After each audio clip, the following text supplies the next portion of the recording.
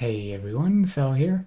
Last week I posted a video going over my loot from 500 maps run by the Atlas runners in King's March, and those were run-of-the-mill, alch-and-go, nothing special about them kind of maps.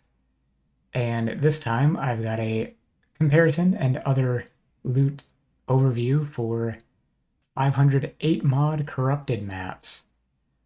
These ones are not delirious at all, although this spawned out of a comment from someone on that video saying that they usually run 8 mod corrupted delirious maps, which you can get from running a certain combination of scarabs.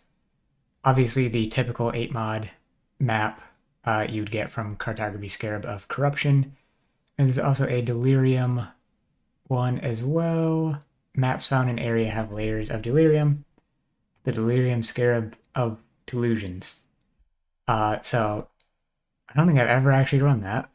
I'm not a huge fan of delirious maps myself, so I went with 8 mod corrupted maps. Essentially, I just farmed a bunch of them, threw them in a few tabs, and I used my regular expression I have for this character that I'm typically running maps on to find some that I can't run, and then I threw those at the King's March mappers. So it did take a decent bit to acquire all the maps, as opposed to just, drowning in regular maps that you can alch-and-go for them.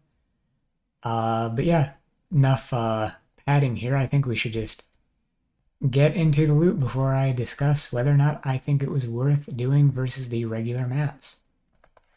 Alright, we're back over in Wealthy Exile. Ignore the map tab name, I forgot to update it before I imported. But this is 500 maps, same as the previous video. And again, that takes a few days real time to let them run, depending on how often you're checking them to see if they've been taken ransom or if somebody's died or whatnot.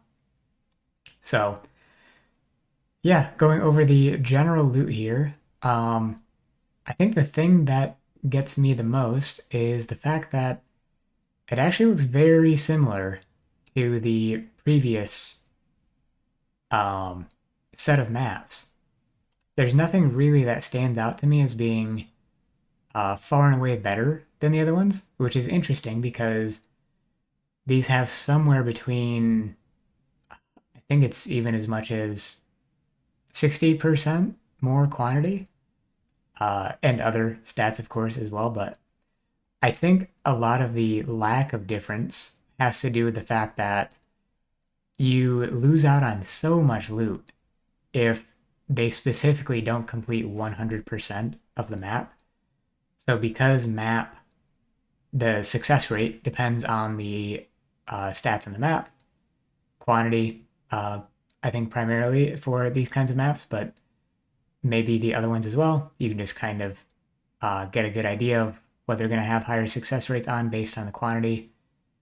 So yeah, they had a lower completion rate for 8 mod corrupted maps versus alch-and-go, of course. They also took longer to complete those maps. That was very noticeable. If I would come and check after an insignificant amount of time, like, halfway, third of the way through, whatever, based on what I expected, they often didn't have as many maps completed as I would have expected. I don't know how that is determined exactly. I don't know if it's a random roll within the range or anything like that. I'm just not sure. So two things that were very noticeable that you don't really need to test to know about, but the maps did take longer to complete, and they were lower completion rate across the board.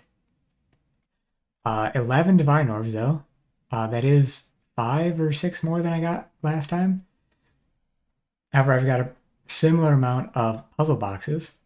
I did find 1 Voidborn Reliquary Key, which do seem significantly rarer than the puzzle boxes. And if I remember, I will open these at the end of the video, which I meant to last time, but I forgot. Life Force, honestly similar amount of life force when you sum it all up. Last time I was slanted in the direction of Vivid, which is pretty preferable, both in trade and solo self-found, because Vivid is just generally quite useful. The Primal might be a little more useful in solo self-found now with some of the Astrolabe swapping that's happening. But either way, like you expect them to be relatively even across the board, I suppose, and they pretty much are 15 to 17k. I'm sure in the long run it evens out fairly well. And other than that, kind of just a lot of what I talked about in my previous video, which was just a lot of general loot, oils, fragments, miscellaneous scarabs. I do have a couple of other tabs here with maps. Interestingly, I didn't find a notable increase in the amount of maps that I got. So 144 tier 16s in that tab, that's a full tab, plus 17 here is 161, plus 22-ish from the tier 15s converted up, which is about 180 something, a little under 40%, which is pretty much spot on what I had previously in my alch-and-go set. So yeah, I guess I'll hop back in game, give a couple more thoughts, and then open the puzzle boxes. Now, I kind of already alluded to most of my thoughts here, but I think for me, this personally probably wasn't really worth it. I think it is worth feeding them the maps you know you're not going to run, which is what I did for the most part. But I was not in dire need of 8-mod corrupted maps. I didn't need to really farm up a bunch for what I'm doing right now. So I specifically had to farm maps to test this out. And in that sense, I don't think that was worth it. I think it would have been much more profitable, so to speak, or worthwhile for the level of input required if I had just thrown in more alch-and-go maps. I would have gotten, based on my findings last time, a similar amount of valuable currency and life force, things like that, the things that I'm personally concerned about. And yeah, it just doesn't seem like it made enough of a difference to be worth going out of your way for.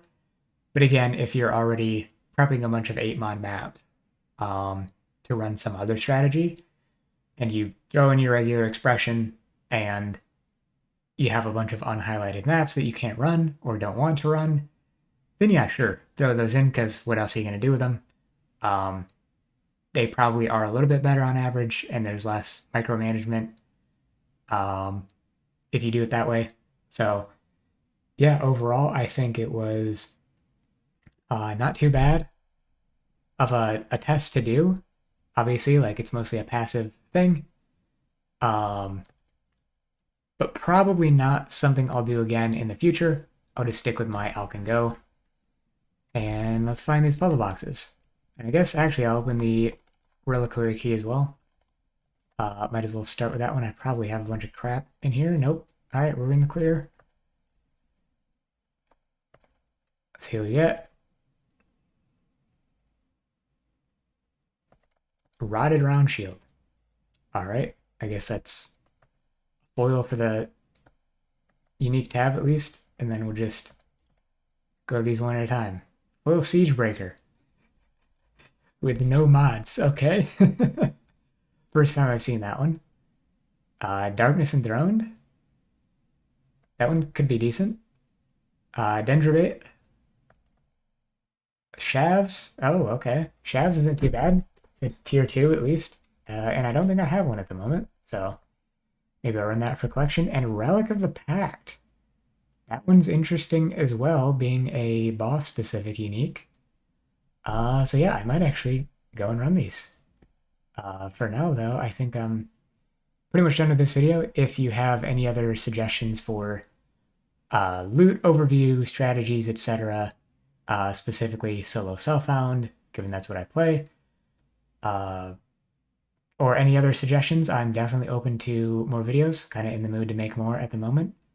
So Keep any suggestions you have coming. Thanks for watching, and I'll see you next time. Peace.